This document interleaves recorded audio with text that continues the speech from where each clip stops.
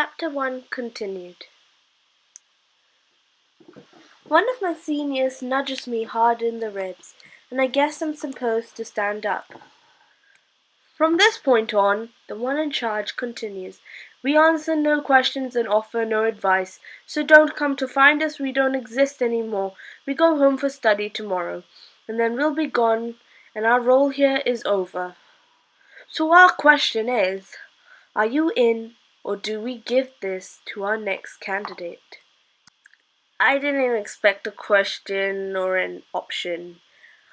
I would have preferred if they just told me to take over.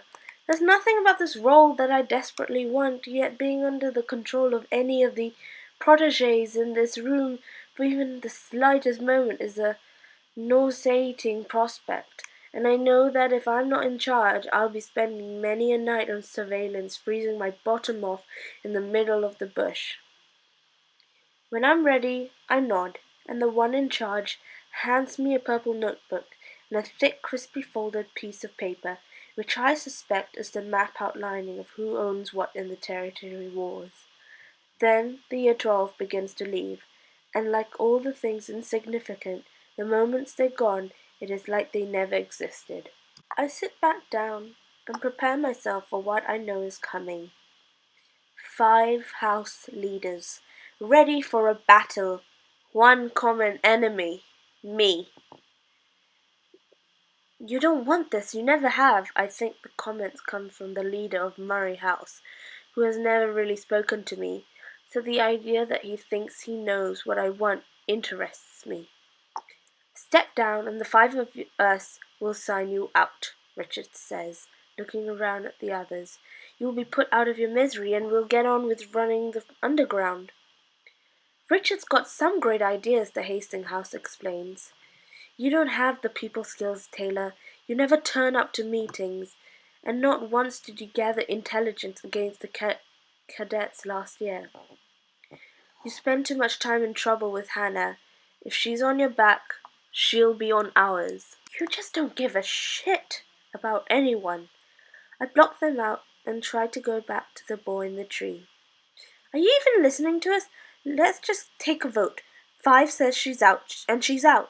Back to the tree, inhaling the intoxicating perfumed air, listening to a song with no end, and to a boy with a story that I need to understand. This is the worst decision I've ever known them to make. Everyone calm down. We'll just vote and it'll be over. She's burnt down the bloody laundry when I was in her house. Who can trust her? They were Saltuna scones. The voices slice through the others, and I glance up. Ben Cassidy is looking at me. I don't know what I see in his eyes, but it brings me back to reality. What are you doing, Ben? Ben asks quietly, menacingly. Ben takes his time, then looks at Richard. The one in charge gave it to her, so we should respect that. We haven't agreed that she's the leader. You need 5 votes against her, Ben reminds them. Murray, Hastings, darling, he says to the others in return. They refuse to look at me, and I realize they've rehearsed this. Clarence. Rafaela reckons we need to go to the prayer tree. Ben cuts in before Richard can drag him into it. I can tell they haven't discussed this with him. He's considered the weakest link, except when they need his vote. Big mistake. That's all we want back from the townies, Ben mutters, not looking at anyone. Richard glances at Ben in disgust. And of course the clubhouse is a priority.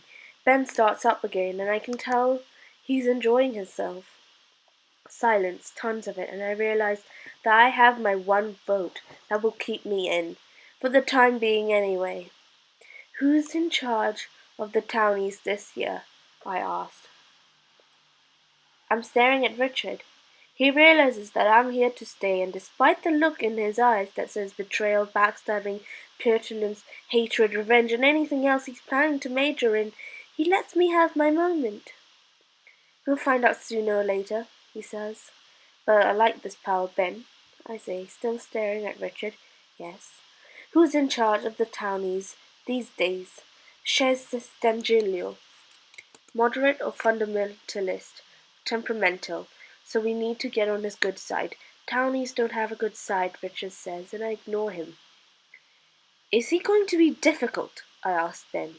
Always, but he's not a thug, Ben says, unlike the leaders of the cadets. Who? Richard barks out. I see Ben almost duck as if a hand is going to come out and whack him on the back of the head. First things first, this year we get the townies on our side, I say, ignoring everyone in the room but Ben. The chorus of disapproval is like those formula songs that seem to hit number one all the time. You know the tune in a moment, and it begins to bore you in it too. We've never done that, Richard snaps. And looks where it got us.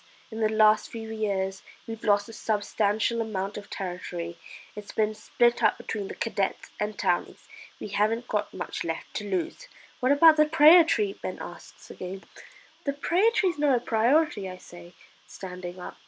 Raffaella reckons that the trade made 3 years ago was immoral, he argues. I try not to remember that, Raffaella. Ben and I spend most year 7 together hiding out with Hannah. I can't even remember Ben's story. Heaps of foster parents, I think. One put a violin in his hands and changed his life. Do me a favor, I say to him, a tad on the dramatic side. Don't ever bring mortality into what we do here.